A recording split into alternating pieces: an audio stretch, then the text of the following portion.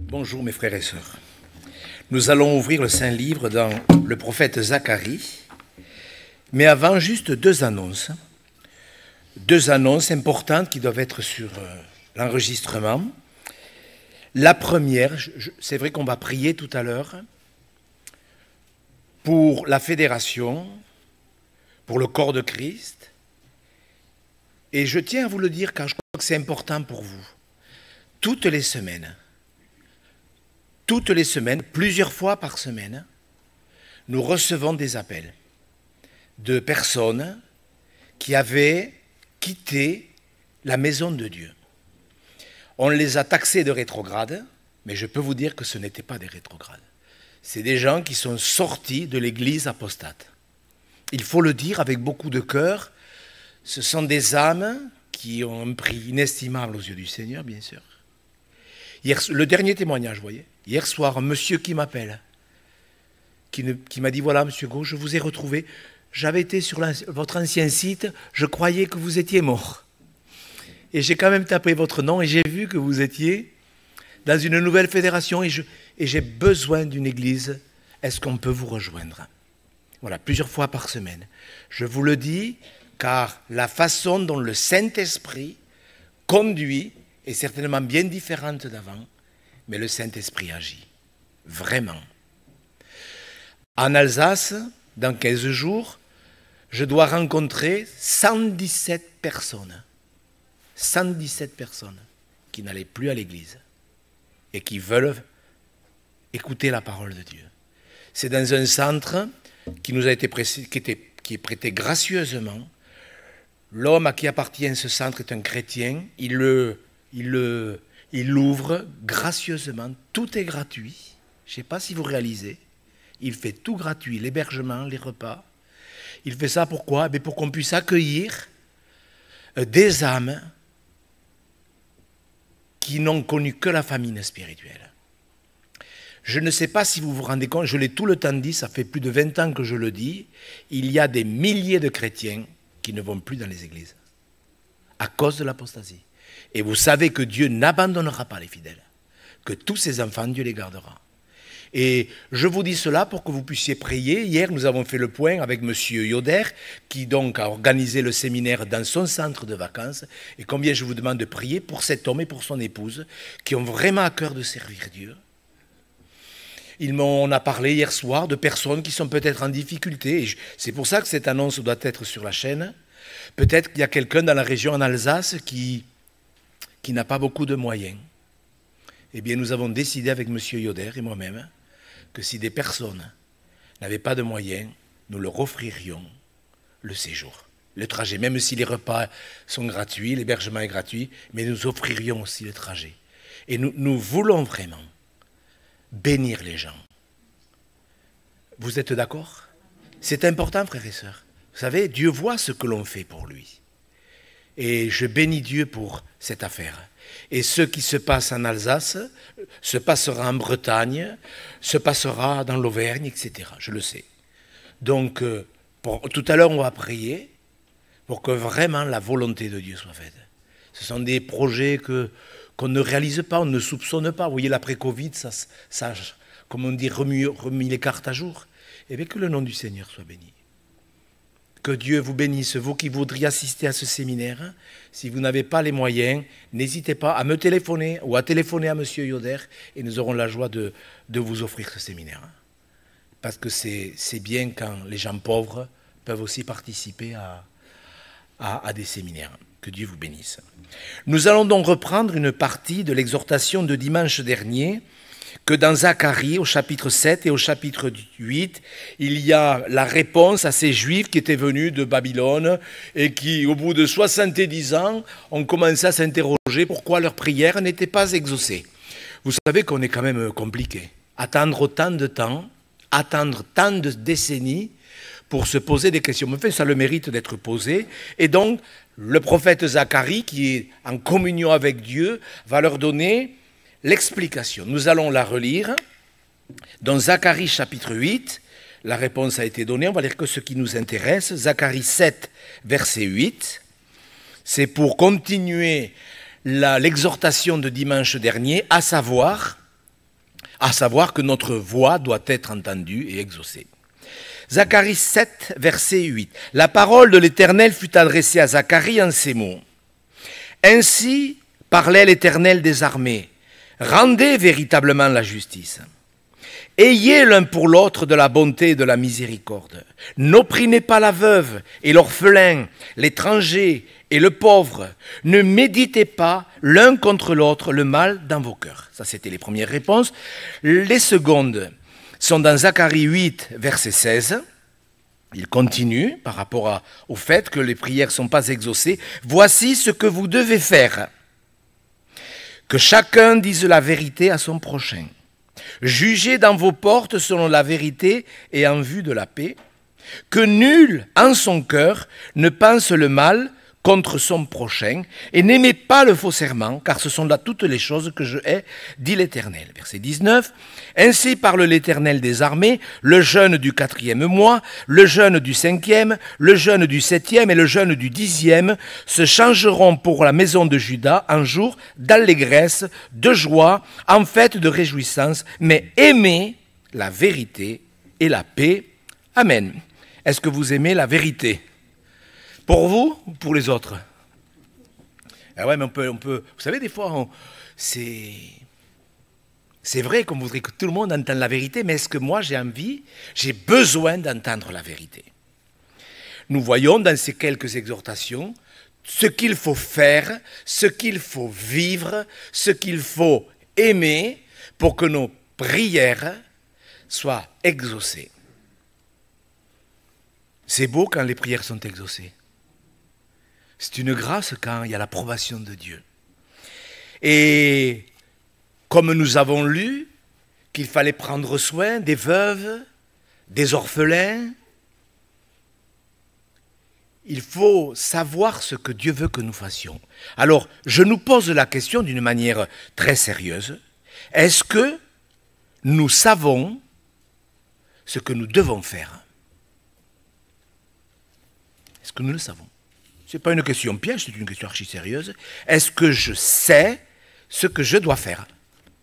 Est-ce que vous aimeriez, quand vous passerez devant Dieu, que le Seigneur vous dise, mais imagine, et ça arrivera ce que je vais dire là. Dieu dira à des pasteurs, mais je ne t'ai jamais appelé au ministère. Je sais que c'est vrai. Est-ce que vous aimeriez vous entendre dire, mais je ne t'ai jamais demandé ça? Tu l'as fait parce que les copains le faisaient. Un jour, il y avait une jeune fille qui voulait chanter à la chorale. Elle me dit, Monsieur Gau, je voudrais chanter à la chorale. J'ai dit, c'est bien. Et pourquoi vous voulez chanter à la chorale? Eh bien, parce que j'ai ma copine qui chante à la chorale. J'ai une amie qui chante à la chorale. Et elle m'a dit, tu pourrais venir chanter à la chorale, je ne serai pas seule quand j'y vais, tout ça. Voyez? Et si vous voulez chanter à la chorale pour faire plaisir à votre copine de l'église, ben oui. J'ai dit, mais est-ce que vous avez la conviction que vous devez chanter? Ben non. Vous voyez comment les gens font les choses comme ça, pour faire plaisir à quelqu'un.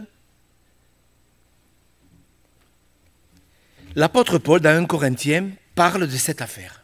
C'est sérieux parce que vous avez tous conscience qu'on va se présenter devant Dieu un jour. Vous le savez. Vous l'anticipez comment ce moment? Vous y pensez des fois, ce moment? Il nous faut tous comparaître devant le tribunal. Ce n'est pas le jugement, c'est le tribunal où il faut rendre compte. Comment vous l'anticipez ce moment? Vous y pensez des fois? Non? Personne n'y pense? Vous y pensez combien de fois par an? Tous les jours? Mais il faut que ça soit un moment béni. Vous êtes d'accord avec moi? On ne va pas jouer à la comédie. Vous êtes d'accord? Il faut que ça soit le moment le plus joyeux de notre éternité, cette affaire. On va comparaître devant le Seigneur Jésus-Christ. C'est quelque chose. C'est peut-être même virtuel pour certains, mais c'est comme ça que ça va se passer. Tous les hommes comparaîtront devant Dieu. Comparaîtront les chrétiens pour rendre des comptes, et comparaîtront les impies, les pécheurs qui n'auront pas voulu se convertir pour le jugement dernier. C'est comme ça. Vous êtes d'accord? Il y a des fois des chrétiens qui me disent, oh, moi, l'enfer, je ne sais pas si vraiment Dieu a créé l'enfer. Écoute. Non mais bon, est-ce que je l'explique? Bon. Dans 1 Corinthiens au chapitre 3, l'apôtre Paul parle de cette affaire, de la façon dont on doit servir le Seigneur. On va lire à partir du verset 9. 1 Corinthiens 3, verset 9. Je rappelle à ceux qui découvrent la chaîne ou qui écouteront cette exhortation que pour bien comprendre ce que nous lisons, il est profitable de lire un ou deux chapitres avant pour comprendre le contexte, ces choses, dans quel contexte elles ont été dites. Alors, Paul dit ceci, 1 Corinthiens 3, verset 9, « Nous sommes ouvriers avec Dieu, vous êtes le champ de Dieu, l'édifice de Dieu. Selon la grâce de Dieu qui m'a été donnée, j'ai posé le fondement comme un sage architecte et un autre bâtit dessus, mais que chacun prenne garde à la manière dont il bâtit dessus. » Vous voyez, c'est une mise en garde, que chacun prenne garde. Mais c'est ce qu'on va faire ce matin. Voilà. Car personne ne peut poser un autre fondement que celui qui a été posé, savoir Jésus-Christ. Or, si quelqu'un bâtit sur ce fondement avec de l'or, de l'argent, des pierres précieuses, du bois, du foin, du chaume, l'œuvre de chacun sera manifestée. Alors, pour ceux qui ne sont pas du tout familiarisés avec les Écritures, il y a des matériaux précieux, comme l'or, l'argent et les pierres précieuses, et il y a des matériaux qui ne le sont pas, le foin, le chaume, la paille, qui représentent les œuvres faites de manière charnelle, comme cette jeune fille qui voulait chanter à la chorale parce que son amie dans l'église chantait et ne voulait pas y aller toute seule. Voilà, c'est ça le foin. On fait les choses d'une manière charnelle, on les fait pour les faire, on les fait parce qu'il faut faire des œuvres. Voilà. Et l'apôtre Paul l'explique bien. Il dit voilà, il faut faire attention, que chacun fasse attention, que chacun prenne garde. Pourquoi ? Car le jour, ce fameux jour où nous comparaîtrons devant Dieu, car le jour la fera connaître, parce qu'elle se révélera dans le feu, et le feu éprouvera ce qu'est l'œuvre de chacun. Si l'œuvre bâtie par quelqu'un sur le fondement subsiste, il recevra une récompense. Si l'œuvre de quelqu'un est consumée, il perdra sa récompense. Pour lui, il sera sauvé comme au travers du feu. Vous voyez, ce n'est pas une question de salut, c'est une question d'appréciation des œuvres. Ne savez-vous pas que vous êtes le temple de Dieu et que l'Esprit de Dieu habite en vous? Amen. Une question de plus, il y en a 4 dans ce chapitre. Nous sommes le temple du Saint-Esprit. Non, nous devons absolument comprendre cette affaire des œuvres, les œuvres charnelles ou des œuvres spirituelles. Là, c'est notre devoir à nous, serviteurs de Dieu, de vous aider. On n'est pas dans le reproche ou dans l'accablement, pas du tout. Il faut que l'on soit dans cette clarté spirituelle. Est-ce que je fais des œuvres charnelles ou est-ce que je fais des œuvres spirituelles ? Alors certains l'ont dit, on me l'a dit. Pourquoi ? Parce que dans certains mouvements religieux, pour faire le contre-pied de l'Église catholique, qui est juste, et ce n'est pas un reproche, parce qu'il y a justement de plus en plus de catholiques qui nous écoutent, et nous voulons aussi vous aider à découvrir le plein évangile. Mais nous ne sommes pas sauvés par les œuvres. Éphésiens 2,8 le dit bien. Mes frères et sœurs, je suis attristé de voir que tant de chrétiens n'ont pas le souci d'analyser, enfin, d'examiner, puisque prendre un mot biblique, d'examiner leurs œuvres. Dans Éphésiens, c'est vrai que ça a été un gros débat, ça, le salut par la foi, le salut par les œuvres. Il y a des dénominations qui enseignent le salut par les œuvres. Bien sûr, c'est une fausse doctrine en plus. Éphésiens 2, verset 8. C'est un rappel peut-être pour certains, c'est un enseignement pour d'autres. En tous les cas, il faut que tous, à la fin de cette exhortation, nous puissions réfléchir et dire « Est-ce que je fais ce que Dieu me demande ?» Il faut que tous, à la fin de ce culte, vous qui écouterez cette exhortation sur le site ou sur la chaîne, vous puissiez, à la fin de cette exhortation, vous appliquer à dire « Est-ce que vraiment, moi qui aime Jésus, moi qui crois en Dieu, moi qui sais que le sang de Jésus me purifie, moi qui suis sauvé, est-ce que je suis sûr de faire ce que Dieu me demande ?» On n'est pas sauvé par les œuvres, Éphésiens 2,8, car c'est par la grâce que vous êtes sauvés, par le moyen de la foi. Et cela ne vient pas de vous, c'est le don de Dieu. Ce n'est point par les œuvres, afin que personne ne se glorifie. Car nous sommes son ouvrage, ayant été créés en Jésus-Christ, pour de bonnes œuvres que Dieu a préparées d'avance, afin que nous les pratiquions. Amen. Donc on n'est pas sauvé par les œuvres, on est sauvé par grâce, par le moyen de la foi. Lorsque la foi se connecte à la grâce, il y a salut pour l'individu. Mais nous ne sommes pas sauvés par les œuvres. Mais est-ce que c'est important, les œuvres, pour vous, ou est-ce que c'est secondaire? Vous voyez, c'est ça. Puisqu'on a enseigné que on n'était pas sauvé par les œuvres, dont les œuvres, c'est pas secondaire, les œuvres. Les œuvres, on continue. Apocalypse chapitre 14, il y a un verset, le verset 13, qui est extraordinaire. Extraordinaire. On n'est peut-être pas sauvé par les œuvres, mais ce texte nous dit que les œuvres, elles nous suivent. Et Apocalypse 14, verset 13. J'entendis du ciel une voix qui disait « Écris, heureux dès à présent les morts qui meurent dans le Seigneur. Oui, dit l'Esprit, afin qu'ils se reposent de leurs travaux, car leurs œuvres les suivent. » Amen. Voilà. Quand vous partirez au ciel, derrière, il y aura le package avec les œuvres. Alors je le dis comme ça, mais quand même, tout ce qu'on a fait pour Dieu, ça nous suit. Alors c'est soit du foin, soit de l'or, soit de l'argent, soit de la paille, etc.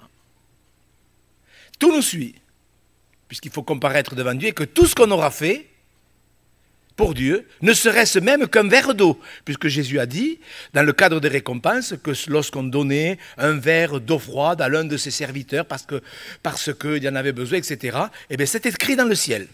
C'est bien ou c'est pas bien? Ben oui, c'est bien. C'est quoi un verre d'eau? Un verre d'eau, c'est la plus petite chose que l'on peut donner. Quand vous donnez un coup de fil à quelqu'un, parce que, tiens, elle est seule, elle n'est pas venue, ça fait 3 fois qu'elle n'est pas au culte, elle n'est pas venue, ah, ben, je vais l'appeler. C'est un verre d'eau. C'est quoi un coup de fil? C'est un verre d'eau. Parce qu'il y a des gens, des fois, qui me font des remarques. C'est ça, un verre d'eau. C'est des petites choses, mais Dieu enregistre tout, que son nom soit béni. Dont les œuvres, elles nous suivent. Et les œuvres doivent se manifester. Un peu avant, dans l'épître de Jacques, il en parle. Il parle des œuvres, car, écoutez, je vous assure, vous devez vraiment écouter.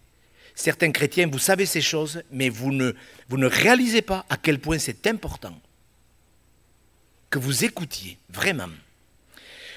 Vous savez que Luther, qui a commencé la réforme, il y a 5 siècles, Luther en avait déduit que l'épître de Jacques n'était pas inspirée. Pourquoi? Parce que l'épître de Jacques parle de l'importance des œuvres. Lui qui avait été touché par Éphésiens 2,8, qu'on était sauvé par la foi, par la grâce et non pas par les œuvres, il en était arrivé à déduire que l'épître de Jacques n'était pas inspiré, à cause de ce qu'on va lire. Voyez? Verset 17, Jacques 2, 17. Il en est ainsi de la foi. Si elle n'a pas les œuvres, elle est morte en elle-même. Mais quelqu'un dira, toi tu as la foi, et moi j'ai les œuvres. Voyez les discours, les divisions. Montre-moi ta foi sans les œuvres, et moi je te montrerai la foi par mes œuvres. Tu crois qu'il y a un seul Dieu, tu fais bien. Les démons le croient aussi et ils tremblent. Veux-tu savoir, ô homme vain, que la foi sans les œuvres, elle est inutile. Et à la fin du verset 26, comme le corps sans esprit est mort, de même la foi sans les œuvres est morte. Et entre-temps, entre ces 2 versets où il est dit que la foi sans les œuvres, elle est morte, ou que la foi sans les œuvres, elle est inutile, le Seigneur prend l'exemple d'Abraham qui a obéi. Frères et sœurs, nous aimons nous retrouver. C'est vrai ou c'est pas vrai? Nous aimons nous retrouver dans la présence de Dieu. Nous aimons écouter la parole de Dieu. Mais je voudrais vous aider ce matin à prendre conscience que l'exaucement de nos prières est aussi lié au fait de prendre soin des pauvres, des veuves, des orphelins. Mais il n'y a pas que cette pauvreté humaine, il y a cette pauvreté spirituelle aussi. Il y a des choses que l'on doit faire chacun. Je vous assure, dans mon esprit, je ressens combien certains ont zappé cette affaire. Ils ont la foi, ils aiment Jésus, ils ont une foi vivante, etc. Et comme dit Jacques, montre-moi la foi sans les œuvres et moi je te montrerai moi l'inverse. Ça ne marche pas comme ça. Il faut que chacun d'entre nous, nous nous posions la question, est-ce que je fais ce que Dieu me demande? Écoutez mes frères et sœurs, je vous assure c'est sérieux. Parce qu'il faut que ce moment nous allons comparaître devant Dieu, soit le moment le plus merveilleux de notre existence. Vous savez, l'Apocalypse termine avec, ne le cherchez pas, je ne l'ai pas marqué dans les références, mais c'est le dernier enseignement. Je viens bientôt, ma rétribution est avec moi, pour rendre à chacun selon son œuvre. Apocalypse 22, 12. Pour rendre à chacun. Vous savez, l'Église parle toujours du corps. Vous avez remarqué le corps de Christ. Nous sommes un corps. Mais vous avez remarqué que des multitudes de fois, elle dit à chacun. À chacun, à chacun. C'est une affaire sérieuse. On est là, vous savez. Je sais comment sont les gens. Je reçois tous les jours des mails, des courriers. Je sais même comment les gens parfois même interprètent une exhortation que je peux apporter. Des fois, je suis même choqué de voir la façon dont les gens interprètent. Mais c'est ce que vous avez voulu dire. Ah bon, vous voyez, c'est pour vous dire comment les gens sont tordus. Il y a des gens tordus. Mais ça, vous ne le saviez pas, non? Il y a des gens tordus, c'est écrit dans les Écritures. Ils tordent les Écritures. Nous sommes sauvés par grâce. Mais un chrétien qui entretient cette grâce de Dieu dont il l'entretient par la foi sera amené, avec beaucoup de joie, à faire les œuvres que Dieu a préparées pour lui. Il les a préparées. Alors on peut faire des œuvres pour faire des œuvres. Vous voyez ce que je veux dire? Ah, j'ai compris. Ah, j'ai compris ce matin ce que le pasteur voulait dire. Donc je vais faire des œuvres. Mais vous avez remarqué, justement, dans les 7 lettres aux églises dans l'Apocalypse, à 5 reprises, Jésus dira aux chrétiens de 5 églises, je connais tes œuvres. Et même à l'église de Thyatire, je l'ai marqué, Apocalypse 2, 19, il dira, je connais tes œuvres. Vous pouvez le mettre s'il vous plaît. Je connais tes œuvres et tes dernières œuvres plus nombreuses que les premières. Vous le voyez. Donc, c'était une église. Vous voyez, il y a des églises qui sont accaparées par le fait de faire. Pourquoi? Parce qu'il faut faire. Et moi, je me souviens un jour, ce pasteur qui dit, dans mon église, il y a 64 activités. Et alors tous les pasteurs, c'est formidable, 64 activités. Vous voyez? Mais parce que lui, il pensait qu'il fallait absolument faire des œuvres, et faire des œuvres. Mais ce ne sont pas les œuvres qui remplacent la spiritualité. Mais quelqu'un qui est spirituel ne peut pas ne pas faire d'œuvres. Et justement, dans la question que les Juifs posaient, Michael l'a lu tout à l'heure. Oui, c'est pas le hasard.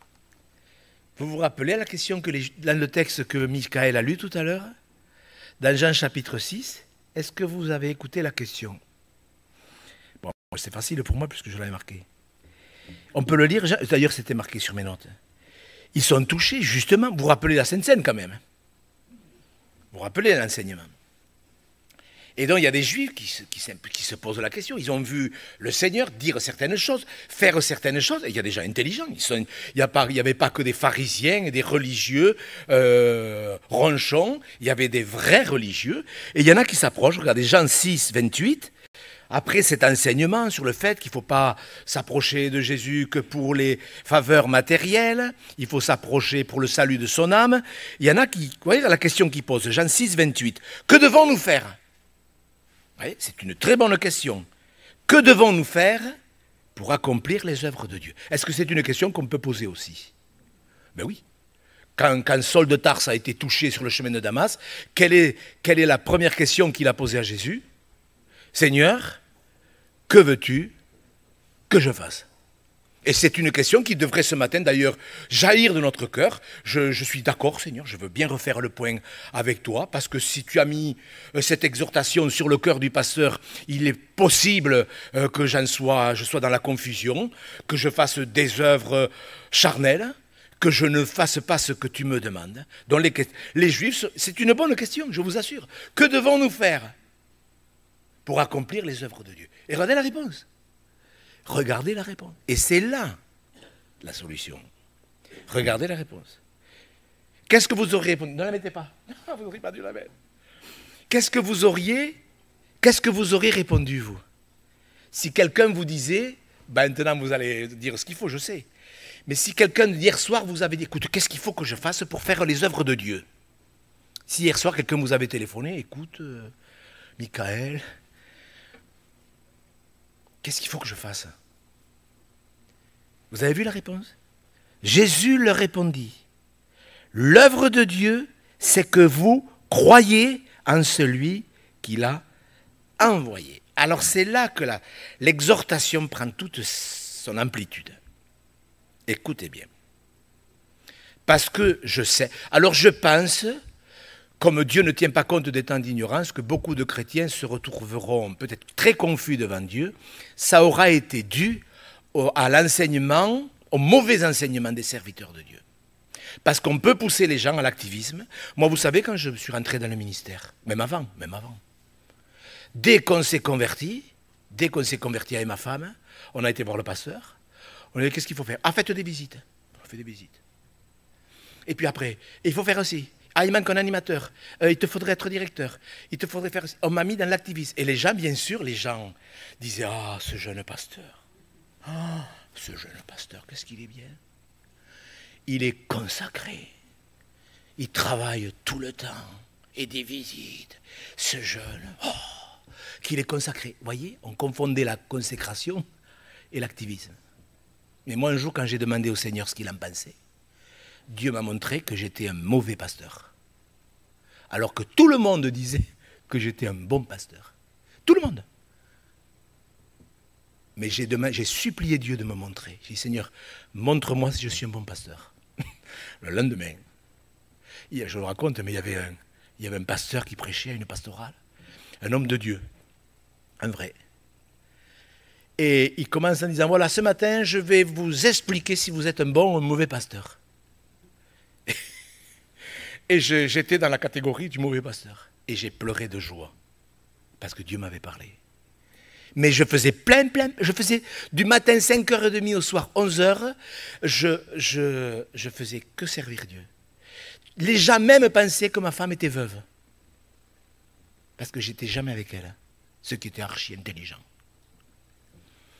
Et je sais ce que je prêche ce matin. C'est pour ça que la clé, elle est là-dedans.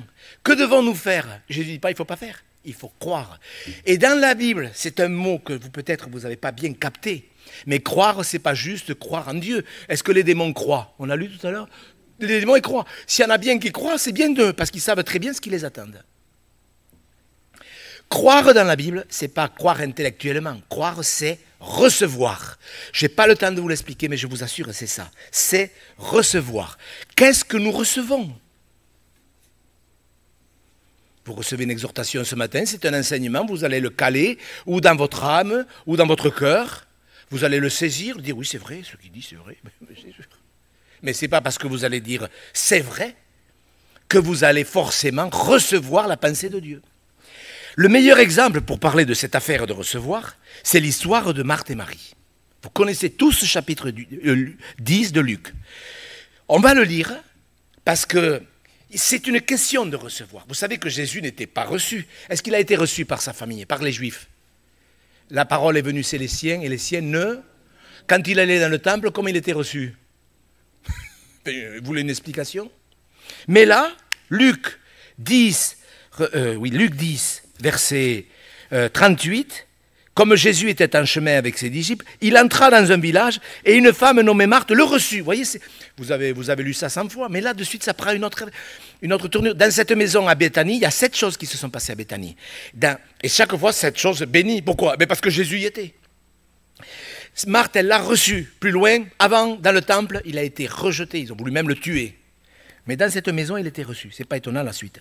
Elle avait une sœur nommée Marie qui s'étant assise aux pieds du Seigneur écoutait sa parole. Marthe, occupée à divers soins domestiques, survint et dit « Seigneur, cela ne te fait-il rien que ma sœur me laisse seule pour servir ?» Je ne sais pas l'intonation qu'elle a eue. Je pense que c'est un peu raide. « Dis-lui donc de m'aider. » Le Seigneur lui répondit « Marthe, Marthe, tu t'inquiètes et tu t'agites pour beaucoup de choses. Une seule chose est nécessaire. Marie a choisi la bonne part qui ne lui sera point ôtée. Amen. » Cette histoire, elle est extraordinaire. Vous la connaissez par cœur? Je le sais. Mais je ne sais pas vraiment si on la connaît par cœur. Parce que cette histoire, elle nous raconte ce que c'est vraiment le service. Marthe, bien sûr, c'était l'aînée. Donc Jésus arrive avec les 12 et il faut faire à manger, c'est l'heure du repas. Donc bien sûr, elle s'est affairée, elle a dit, il faut vite, vite. 12 hommes qui viennent de faire plusieurs kilomètres à pied, ils ont faim. Il faut faire à manger. Jésus vient à la maison, c'est midi, il faut faire à manger, il n'y a pas d'autre solution. Et est-ce qu'elle a eu raison, Marthe, de faire à manger pour... Mais bien sûr, tout le monde aurait fait pareil. Mais voilà que Marie, la sœur, elle, pendant que tout le monde s'affaire, à préparer le repas, qu'est-ce qu'elle fait? Elle a besoin, c'est pas une fuite, elle a besoin de s'asseoir au pied du Seigneur. Elle en a besoin. Elle s'assoit au pied du Seigneur, et vous comprenez bien qu'ils ont dû s'entretenir de choses spirituelles, de choses profondes. Jésus, c'est sûr, c'est pas écrit, mais j'en déduis, c'est tellement évident. Jésus devait lui parler une fois de plus de ce qu'il allait mourir, parce qu'en plus, c'était quelques jours avant la mort de Jésus. Jésus devait lui dire qu'il fallait qu'il meure. D'ailleurs, hier soir en priant, je priais, parce que c'est important ça, surtout un sujet qu'on a déjà évoqué, vous pensez le connaître, mais en fin de compte, si vous ne faites pas ce que Dieu vous demande, vous ne connaissez rien du tout, je vous demande pardon de vous le dire comme ça. Et donc, Marie, elle l'écoutait. Le verbe, ce matin, je disais, tiens, je vais regarder ce que signifie dans le grec le mot écoutait. Parce que les verbes, vous savez, en grec, il y en a plein. Mais là, le verbe, c'est un mot qui signifie apprendre par l'écoute, percevoir la pensée de Dieu. Vous savez, on peut écouter pour écouter. Vous pouvez dire tout ce... Il y a des gens, je le sais, ils me l'ont dit. On écoute pour voir si tout ce que vous dites est biblique. Il y a des gens, bon, vous voyez, c'est intelligent. Vous voyez, je veux dire... Mais Marie, elle écoutait, elle voulait connaître la pensée de Dieu. Elle écoutait, et vous allez le comprendre par la suite, il devait s'entretenir de la mort de Jésus-Christ. D'ailleurs, juste avant, ce matin, hier soir, je priais parce que, regardez, dans le chapitre 9, au verset 44, il parle aux disciples. Alors, il y avait des apôtres, certainement, il y avait peut-être Marie, on n'en sait rien, c'est pas grave. Regardez bien, Luc 9, 44. C'est la 8e fois dans les Écritures. C'est la 8e fois, je l'ai noté, je l'ai lu plusieurs fois pour bien le vérifier, c'est la 8e fois que Jésus, d'une manière explicite, leur dit ceci. Pour vous, écoutez bien ceci, c'est la 8e fois. Le Fils de l'homme doit être livré entre les mains des hommes. Mais les disciples ne comprenaient pas cette parole. Je ne sais pas si vous réalisez, ils ne comprenaient pas. C'est la 8e fois qu'il leur dit qu'il doit mourir. Les disciples ne comprenaient pas. Elle était voilée pour eux, afin qu'il n'en ait pas le sang. Et ils craignaient de l'interroger. Vous voyez, quand on a peur d'interroger le Seigneur, enfin, je ne sais pas si... Est-ce que vous interrogez le Seigneur, pas bêtement, pour des choses... pourquoi l'enfer existe-t-il? Pas ces questions-là, bien sûr. Ils craignaient de l'interroger. Je suis sûr que Marie, elle, ne craignait pas de l'interroger. Elle était là. Elle avait besoin de savoir. Est-ce que, frères et sœurs, je vous pose la question solennellement, parce que je vous aime, parce que Dieu vous aime, parce que vous allez passer devant Dieu, et peut-être que cette exhortation de ce matin va changer toute la donne par rapport au fait de faire ce que Dieu vous demande, ce qu'il veut que vous fassiez. Marie était là, assise, alors que le besoin, il y avait un besoin énorme. C'était énorme de nourrir Jésus et les 12 apôtres. Ils étaient les 12 pour peu que certains aient amené leurs épouses, etc. Ils étaient peut-être 13, 15, 20, c'est possible, puisqu'on voit bien qu'ils se promenaient des fois avec leurs épouses. Il y a quelque chose de plus important que de servir, c'est d'écouter. Frères et sœurs, je pense que beaucoup de chrétiens se sont épuisés dans le service parce qu'ils n'ont pas fait ce que Dieu leur demandait. Moi, je sais de quoi je parle. J'en ai honte, mais moi, j'en ai pleuré, vraiment. Je travaillais 16 heures par jour, sérieusement. Écoutez-moi bien, je vous assure, je sais, Jésus leur a dit, mais écoutez bien, ils ne comprenaient pas. Et ils ne craignaient pas d'interroger Jésus sur cette affaire. Seigneur, mais mets-moi à cœur ce que je dois faire. Vous savez, hier matin, M. Kateko, il m'appelait. C'est M. Kateko qui devait prêcher ce matin. Il devait prêcher et je savais qu'il allait m'appeler. Il m'appelle, M. Hugo, j'ai mal au dos, je me suis fait mal. Est-ce que vous pouvez me remplacer? En plus, on avait une journée chargée, on devait aller faire des visites en famille, des personnes qu'on n'a pas vues depuis 20-30 ans, vous savez. Maintenant que je suis à la retraite, que j'ai rien à faire, on avait prévu de faire des visites. Et on les a faites. Et hier soir, quand je suis arrivé à la maison, personne ne peut savoir la joie que j'avais de me préparer. Personne ne sait. Pourquoi? Parce que je sais que je fais ce que Dieu me demande. Souvent on me pose la question, mais monsieur Go, vous travaillez? Non. Vous êtes à la retraite? Non. Vous êtes en maladie? Non. Qu'est-ce que vous faites? Mais rien. J'obéis au Seigneur Jésus, c'est ma vie. Je vous assure, c'est vrai. On me demande, vous travaillez? Mais non, je dis, je ne travaille pas. Vous êtes en vacances? Non. Je fais ce que Dieu me demande. Ça ressemble ni aux vacances, ni au travail, c'est ma vie. Pourquoi je vous dis ça? Parce que je l'ai reçu. Je l'ai vraiment reçu, pas quand j'étais pasteur. Je savais qu'il me fallait être pasteur, ça je le savais. Mais je l'ai reçu quand j'ai compris qu'un prêcher, c'est une chose. Être payé par une église, ça n'est une autre. Être mercenaire, je l'ai été. Faire le pasteur parce qu'il fallait avoir un salaire à la fin du mois, je l'ai fait, j'en ai honte, mais je l'ai fait. Et puis recevoir la pensée du Seigneur. Et quand vous lisez Matthieu 26, puisque cette histoire, elle s'est passée quelques jours avant la mort de Jésus, regardez bien ce qui s'est passé. Est-ce qu'on peut le lire ensemble, s'il vous plaît? Dans Matthieu 26, donc, Jésus, c'était 2 jours avant la fête de Pâques. On va prendre le temps et on va comprendre ce qui s'était passé dans le cœur de Marie le jour où elle était assise à ses pieds. Matthieu 26, verset 1er, on va lire jusqu'au verset 13. Regardez bien cette histoire, c'est une des plus merveilleuses de l'histoire, à tel point que Jésus a dit cette histoire, elle sera racontée dans le monde entier. Matthieu 26, lorsque Jésus eut achevé tous ses discours, il dit à ses disciples, « Vous savez que la Pâque a lieu dans 2 jours et que le Fils de l'homme sera livré pour être crucifié. » Vous voyez, une autre fois encore. Alors les principaux sacrificateurs et les anciens du peuple se réunirent dans la cour du souverain sacrificateur, appelé Caïphe, et ils délibérèrent sur les moyens d'arrêter Jésus par ruse et de le faire mourir.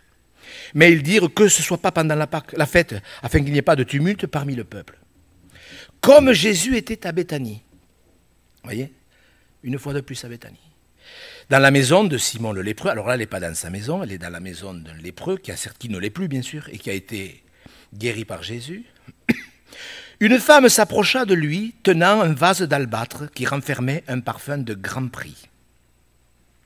Et pendant qu'il était à table, elle répandit le parfum sur sa tête. Pour vous donner une idée, ça correspondait à 1 an de salaire dans la fiole. Les disciples, voyant cela, s'indignèrent et dirent « À quoi bon cette perte ? On aurait pu vendre ce parfum très cher et en donner le prix aux pauvres. » Alors quand vous lisez dans les autres évangiles, une fois c'est certains disciples, une autre fois c'est Judas qui a très bien réagi. Jésus, s'en étant aperçu, leur dit « Pourquoi faites-vous de la peine à cette femme ? Elle a fait à mon action une bonne action à mon égard. Car vous avez toujours des pauvres avec vous. Mais vous ne m'avez pas toujours. En répandant ce parfum sur mon corps, regardez bien, elle est là la clé. Pourquoi elle l'a fait, Marie ? Elle l'a fait pour ma sépulture. Je vous le dis en vérité, partout où cette bonne nouvelle sera prêchée dans le monde entier, on racontera aussi en mémoire de cette femme ce qu'elle a fait. Franchement, vous pouvez dire... Quand Marie était assise au pied du Seigneur, il va de soi qu'elle le questionnait. Et tu vas mourir. Oui, je vais donner ma vie au calme. C'est sûr, c'est pas écrit. Vous allez me dire, ça y est, monsieur Gouy déborde. Non, je ne déborde pas. Parce que cette femme, elle avait reçu dans son cœur la certitude que Jésus allait mourir, puisque Jésus dit, elle a fait ça pour ma sépulture. Les autres n'y croyaient pas. Personne. Si Judas je me faire le défenseur de Judas. Si Judas a vendu Jésus, c'est parce qu'il pensait qu'une fois de plus, Jésus s'en sortirait et il arriverait à échapper. Vous savez, à force de jouer avec l'amour de l'argent, ça finit toujours mal. Elle avait reçu cette femme. Et ce qu'elle a fait, c'était ce que Dieu voulait qu'elle fasse. Est-ce que vous n'avez pas envie de poser des questions au Seigneur ? Vous savez, il y a des questions, je l'ai dit tout à l'heure, qui servent strictement à rien. Il y a des prières qui servent à rien. Il y a des prières qui servent à rien. Mais il y a des prières qui attirent Dieu. Il y a des moments où certaines prières, Dieu les écoutera. Vous savez, le jour où j'avais demandé à Dieu, vous savez, c'est mon expérience. À l'époque, j'avais que 5 ans de ministère, mais enfin bon, c'était déjà 5 ans de perdu. Quand j'ai demandé à Dieu, Seigneur, je te supplie de me montrer si je suis un bon pasteur. Je vous assure, je riais pas. Et je savais très bien que les gens, bien sûr, avaient confondu la consécration et l'activisme. Mais que les gens, vous savez, vous flattent, c'est une chose. Ou qu'ils se moquent, c'est une somme égale. Mais ce que Dieu voulait, ce que Dieu veut, elle l'a fait pour ma sépulture. Les autres, ils ont mal réagi. Ils n'ont rien compris. Ah, mais pourquoi elle a fait ça? On aurait pu vendre. Vous vous rendez compte? Tous les apôtres, tous, c'est écrit. Les disciples. Il n'y a pas que Judas, dans Jean c'est Judas, mais là c'est tous les disciples. Alors je veux terminer, je voudrais que vous compreniez ma conclusion maintenant. C'est extrêmement bénéfique pour l'exaucement. Il ne faut pas le faire pour ça, mais c'est l'exaucement des prières est réellement relié à cela.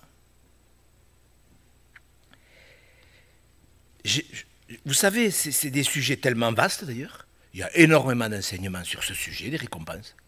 Un jour, une chrétienne m'a dit « Oh, monsieur Gou, vous ne devriez jamais prêcher sur les récompenses. Ça ne sert à rien. Il s'agit que moi, j'ai un strapontin dans le ciel. » D'ailleurs, je ne sais pas s'il y a des strapontins dans le ciel. Mais j'ai dit « Mais si la Bible en parle, est-ce qu'il ne faut pas en parler ?» Vous voyez comment des gens sont... C'est du cinéma, ça. C'était de la pseudo-piété. On va terminer avec Paul qui écrit aux Philippiens. Paul est en prison. J'ai envie de dire, je vais dire, il a l'habitude. Il est en prison, il est en train d'écrire les 2 tiers du Nouveau Testament. C'est bien? Philippiens chapitre 4. Il est en prison, regardez ce qu'il dit. Il est en train de recevoir la preuve, c'est qu'il va écrire que des lettres qui vont être dans le canon des Écritures, c'est pour vous dire comment c'était inspiré par Dieu. Si cet homme, il était en train de recevoir en prison. Philippiens 4, verset 14. On va le lire solennellement. Cependant, vous avez bien fait de prendre part à ma détresse. Vous le savez vous-même, Philippiens, au commencement de la prédication de l'Évangile, lorsque je partis de la Macédoine, aucune église n'entra en compte avec moi pour ce qu'elle donnait et recevait. Bon, les églises de la Macédoine n'ont pas eu à cœur de pourvoir aux besoins de Paul. C'est écrit. Vous fûtes les seuls à le faire, car vous m'envoyâtes déjà à Thessalonique, et à 2 reprises, dont 3 fois, vous voyez, de quoi pourvoir à mes besoins. Regardez bien, regardez bien.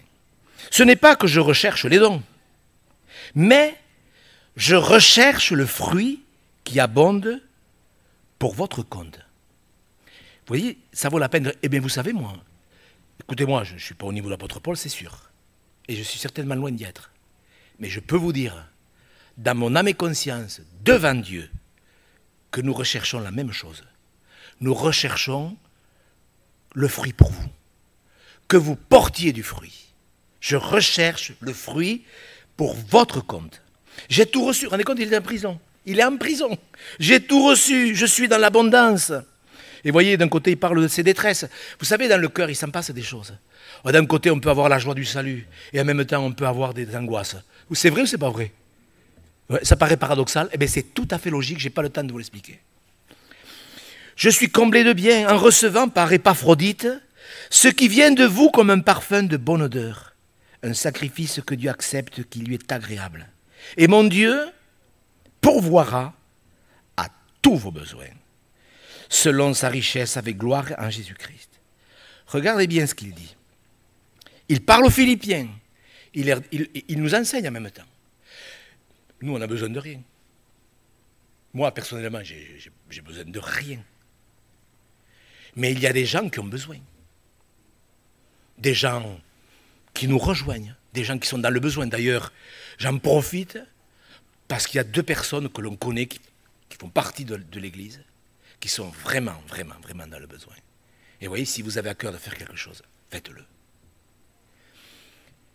Moi, je recherche le fruit pour vous. Parce que de la même manière que Marie, en faisant ce qu'elle a fait, parce qu'elle a fait ce que Dieu voulait qu'elle fasse, même si les autres ne vous comprennent pas, à quoi bon cette perte? À quoi bon cette perte? Combien de fois on m'a dit, quoi, tu vas à l'église tous les dimanches? Tous les dimanches. Oui. À quoi bon cette perte?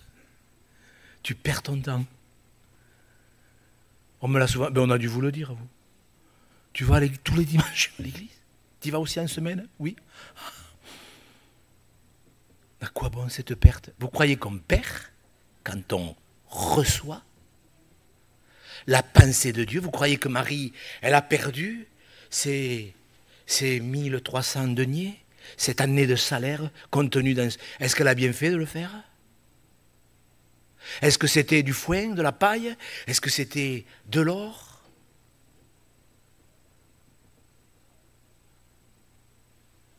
Frères et sœurs, vous avez vu ce que Paul dit? En faisant ça, vous avez répandu un parfum de bonne odeur. On l'a lu. Comme un parfum de bonne odeur. Quand vous faites quelque chose, parce que Dieu vous le demande, ça peut être une visite, ça peut être un coup de fil, ça peut être n'importe quoi, ça peut être, comme on le disait la semaine dernière, 1,50 €. Vous croyez qu'on va se moquer de vous parce que vous allez donner 1,50 € pour un orphelin du Niger ou du Togo? Vous croyez que Dieu, il regarde? Il regarde. Quand la pauvre veuve, elle a mis une pite, ça ne représente rien du tout, quelques centimes. Mais elle a fait ce que Dieu lui demandait. Et ce n'est pas une question de donner beaucoup. C'est une question de ne faire que ce que Dieu vous demande. Frères et sœurs, je termine avec ce verset. Parce que quand même, il était dans mon cœur hier soir, dans 1 Corinthiens 2, verset 9. Les œuvres, elles sont préparées à l'avance. Vous êtes d'accord? Les projets, les œuvres, les plans, tout est préparé. Dieu bâtit son église, il la bâtira jusqu'au fait du toit. Mais ces œuvres, elles sont préparées. Pour qui? Pour ceux qui l'aiment. Elles sont préparées à l'avance. C'est un fait, c'est même pas la peine. Mais il y a des gens qui aiment Dieu. Et il y a des chrétiens qui n'aiment pas Dieu. Il y a des chrétiens qui aiment la bénédiction, ils ont peur. Et au cas où, il y a des chrétiens au cas où. Au cas où c'est vrai, je vais à l'église, on ne sait jamais. Si c'est vrai, tout ça. Tout ça, c'est ridicule. Dieu, il a préparé des œuvres pour ceux qui l'aiment. Je vous pose la question, mais ce n'est pas des questions. Vous savez, des fois, je suis maladroit dans mes questions. Je le sais, vous me le dites. Mais je vous pose une question que vous pouvez, vous répondez peut-être au Seigneur, pas à moi, mais au Seigneur. Est-ce que vraiment vous aimez Dieu? Est-ce que vraiment vous aimez le Seigneur? Celui qui m'aime, il garde ma parole. Il faut qu'on s'assoie. Il ne faut pas faire de suite, allez, fais ci, fais là. Il y a des chrétiens, ils ne sont même pas baptisés. Allez, tu es baptisé. Allez, oui, qu'est-ce que tu sais faire? Je joue du violon. Ah ben, dimanche prochain, au violon. Et vous, qu'est-ce que vous savez faire? Ben, je suis comptable. Ah, quelle aubaine! Vous serez le prochain comptable de l'église.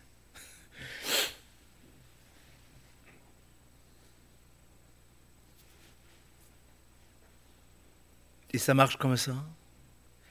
Et les gens vont se présenter devant Dieu. Et Dieu dira à des multitudes d'hommes et de femmes, ça sera peut-être dur pour nous les pasteurs. Parce que quand même, au résultat final, vous savez que nous serons jugés sévèrement. C'est écrit ou c'est pas écrit? Pourquoi? Parce que nous, on veut du résultat. Et Jésus ne parle jamais de résultat, il parle de fruits. Nous, on veut du résultat parce que ça fait bling-bling, ça fait bon effet du résultat. Est-ce que nous sommes prêts à dire, Seigneur, je te demande pardon. Je demande pardon, Seigneur, ça ne va pas. Je sens bien que moi aussi, j'ai fait... Est-ce qu'on peut demander de l'aide au Seigneur? Et est-ce qu'on ne pourrait pas utiliser le jeûne et prière de tout à l'heure, justement, pour faire le point avec Dieu? Vous avez tous envie que ça se passe bien? Vous voulez que ça se passe bien? C'est sûr. Entre dans la joie de ton maître. Vous avez envie d'entendre ça? Ça vous va, cette parole? Entre dans la joie de ton maître. Vous préférez entendre ça ou entendre « je ne te connais pas » ? Là, c'est une question qui... Enfin, ça vaut la peine de comprendre quand même. On va demander au Seigneur sa grâce. Et peut-être même, vous savez ce que je pourrais faire? On pourrait faire, c'est demander pardon pour les pasteurs. Est-ce que vous êtes d'accord? Qui n'ont pas enseigné ces choses. Pourquoi? J'en sais rien. Est-ce qu'on pourrait demander pardon au Seigneur pour cet enseignement qui n'a pas été donné? On le fait? Notre Père, notre Dieu, nous croyons que tout ce qui est écrit dans ta parole est intelligent. Et ensemble, nous nous approchons de toi pour te demander de l'aide. Nous ne voulons pas ressembler à tous ceux qui sont tombés dans l'activisme, dans cette pseudo-consécration qui les a épuisés. Nous voulons, Seigneur, entrer dans les œuvres que tu as préparées à l'avance pour ceux qui t'aiment. Et nous te demandons pardon, Seigneur, pour tout le faux enseignement qui a été donné en France. Tout ce faux enseignement sur les œuvres charnelles. Nous voulons, comme Marie, choisir la meilleure des parts. Pardonne-nous, Seigneur, pour toutes les fois où nous nous sommes agités, comme Marthe, pour beaucoup de choses. Nous voulons te demander pardon pour ce pays, pour les églises de ce pays. Bénis ce jeûne et prière, afin qu'ensemble nous puissions tous saisir ta pensée, s'il te plaît, Seigneur. Nous le demandons pour la gloire et l'honneur de ton nom.